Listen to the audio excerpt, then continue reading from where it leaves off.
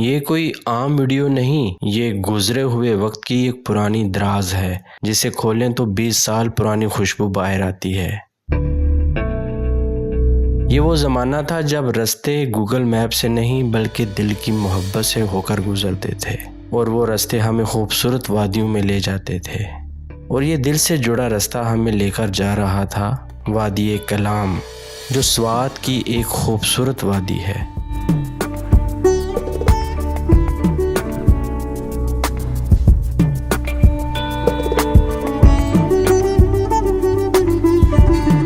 हम लाहौर से निकले थे और इस वक्त हमारा बेहतरीन गाइड सिर्फ और सिर्फ एक इकलौता नक्शा ही था और हमारे सफ़र का साथी भी था। ना मंजिल की जल्दी थी, ना ही ठहर जाने की ख्वाहिश। बस इस सफ़र में शौक था तो चलते जाने का, उस वादी की तरफ जो हमें अपनी तरफ बुला रही थी।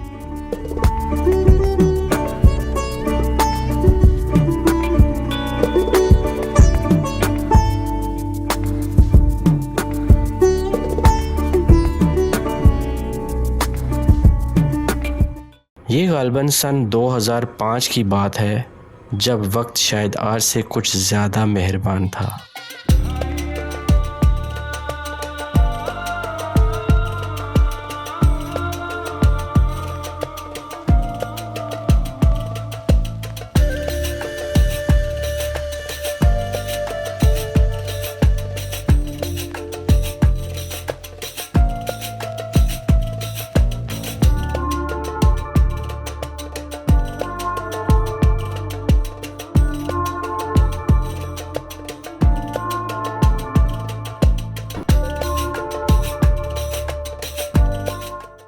अब रात आहिस्ता आहिस्ता गहरी हो चुकी थी।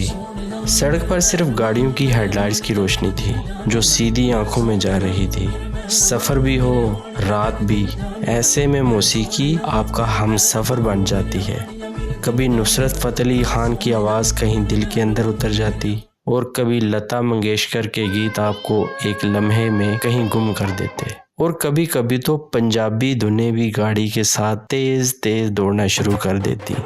ये वो लम्हे थे जो ना ही पूरी तरह रिकॉर्ड हो पाए थे और ना ही कहीं दोबारा मिलेंगे, बस दिल के किसी कोने में ही रहेंगे हमेशा के लिए। अंधेरा इस कदर गहरा था कि पहाड़ सिर्फ साया लग रहे थे जो मुसलसल हमारा पीछा कर रहे थे। ये इस तरफ इशारा था कि हम एक तवील सफ़र के बाद स्वात वैली पहुंच चुके थे। सफ़र की थकन भी थी और एक अजीब सी बेचैनी भी कि सुबह हमारी आंखें क्या मंजर देखेंगी।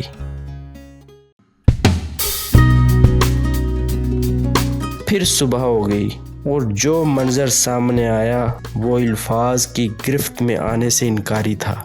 ऊंचे ऊंचे पहाड़, खूबसूरत हरियाली में छुपे कदावर दरख्त और दरिया किनारे ठंडी हवा, ऐसी कि जैसे किसी और दुनिया से आ रही हो। ऐसा महसूस होने लगा जैसे हम किसी और दुनिया में दाखिल हो रहे हैं जहां पर हर चीज अपनी असल से ज्यादा खूबसूरत होगी। ये है स्वात वैली जो हर किसी को अपना दीवाना बना लेती है।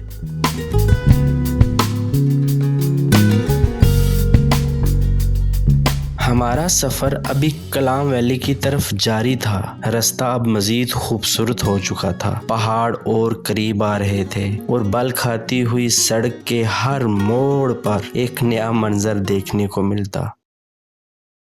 जैसा कि शुरू में आपको बता चुका हूँ कि ये वीडियो तकरीबन 20 साल पुरानी है और इन गुजरे हुए 20 सालों में न जाने कितनी नई कहानियाँ बन चुकी हैं और इनके किरदार की झलक शायद आप महसूस करने वालों को इस वीडियो में मिल जाए। हम जब कलाम वैली में घूम रहे थे तो उस वक्त हमें क्या खबर थी कि ये मनाज़र, ये होटल, ये लोग और बाज़ार हमेशा ऐसे नहीं रहेंगे। ये मनाज़र बदल भी सकते हैं। वही रास्ते जिन पर हम बेफिक्री से चले जा रहे थे, क्या खबर थी कि ये भी बदल जाएंगे। कौन जानता था कभी ये पहाड़ भी अपनी खामोशी तोड़ेंगे और कभी ज़लज़ले में कितने लोग बेघर होंगे।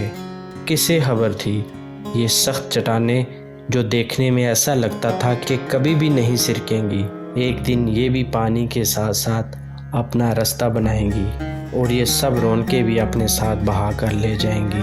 वो छोटे छोटे घर जो इन खूबसूरत वादियों में दूर से सितारों की तरह लगते थे, पानी से टूटकर बिखर जाएंगे। ये सब कुछ सोचकर जब मैं ये वीडियो देख रहा था, दिल बुझ सा गया। वो लोग जो इस वीडियो में मुस्कुराते नजर आए थे, शायद अब वो इस दुनिया में ना हो। ये वादियाँ जो हमें जन्नत नुमा लग रही हैं, कभी आजमाइश का मैदान भी बन जाएंगी। आज मैं जब अपनी इस वीडियो को देख रहा था तो ये मनाज़र एक सवाल बन जाते हैं।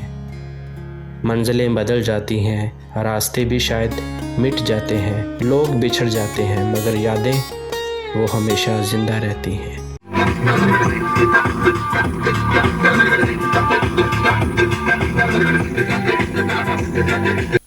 नहीं, उससे 5 रुपया लाना। ठीक है बस। नहीं 5 रुपया ला। अला एक फुटा दो मुझे बुलाओ इधर। जाओ न फट के ले आ। 5 रुपया दे दो।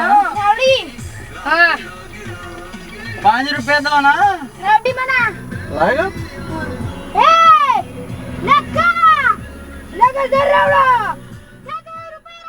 सफ़र में आपको कोई ऐसी छोटी छोटी खुशियाँ मिलती हैं जिनको आप बुला नहीं सकते। ऐसी ही एक छोटी सी खुशी रोड पर मकामी बच्चों से बेरीज लेते वक्त महसूस हुई। ये आम तौर पर उनके घरों या खेतों में लगा हुआ अनाज होता है, जिसे लोकल बच्चे इसी तरह बेच के अपने लिए जेब खर्च बना लेते हैं।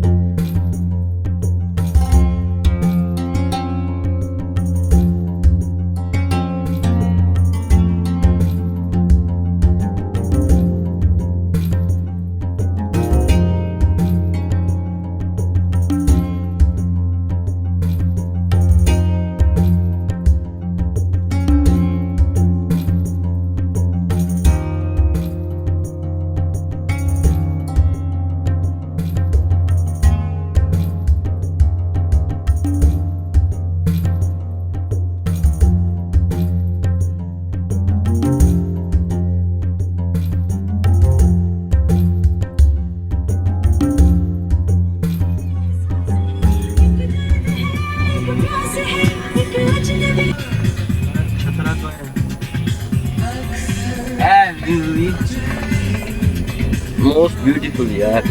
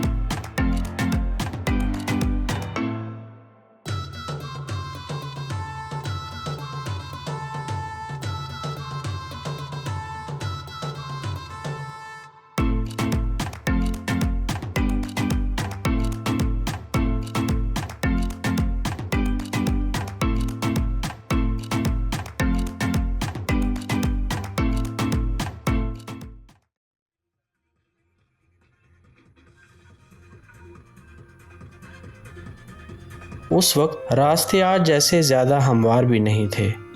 सड़कें अधूरी और टूट फूट का शिकार थीं और सफ़र वाकई सफ़र लगता था।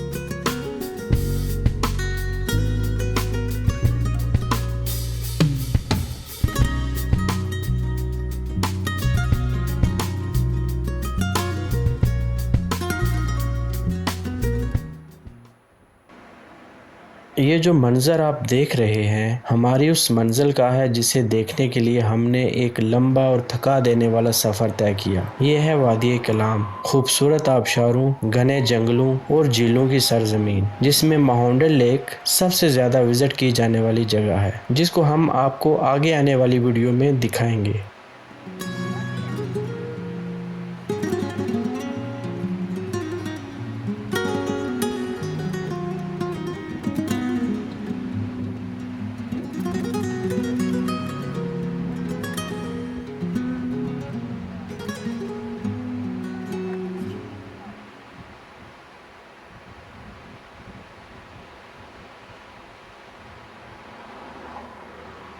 हर मंजर में एक अलग सी कशिश थी। हर नया मोड़ हमें दावत देता कि ज़रा ठहर जाओ, मगर हम आगे बढ़ते जा रहे थे।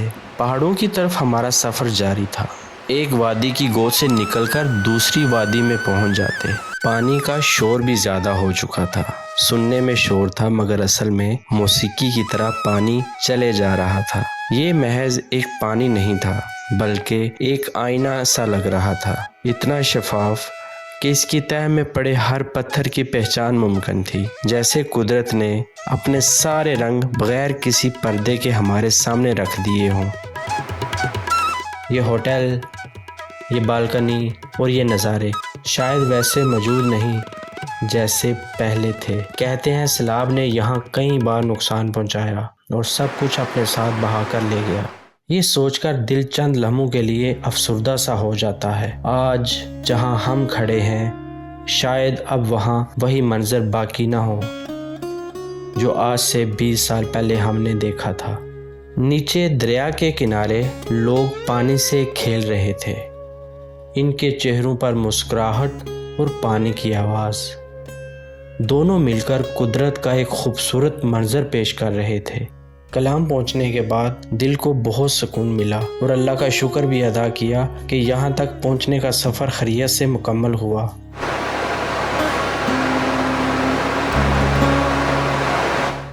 कलाम पहुंचकर सबसे पहला काम रहने के लिए कोई मुनासिब सी जगह ढूंढना था। थकावट भी थी और भूख भी अपने जोबन पर थी। कुछ देर तलाश के बाद हमें दरिया किनारे एक मुनासिब सा कमरा मिल गया, जहां खड़े होकर बालकनी से दरिया का नज़ारा भी किया जा सकता था। ये मंजर, माहौल और दरिया का शोर कुछ शायराना सा लग रहा था। शायद इसकी वजह से हमारी सारी थकन दूर हो गई और हम बहुत हल्का सा महसूस करने लगे। ऐसा लग रहा था पानी का तेज बहाव हमारी सारी सुस्ती और थकावट अपने साथ बहा ले गया हो।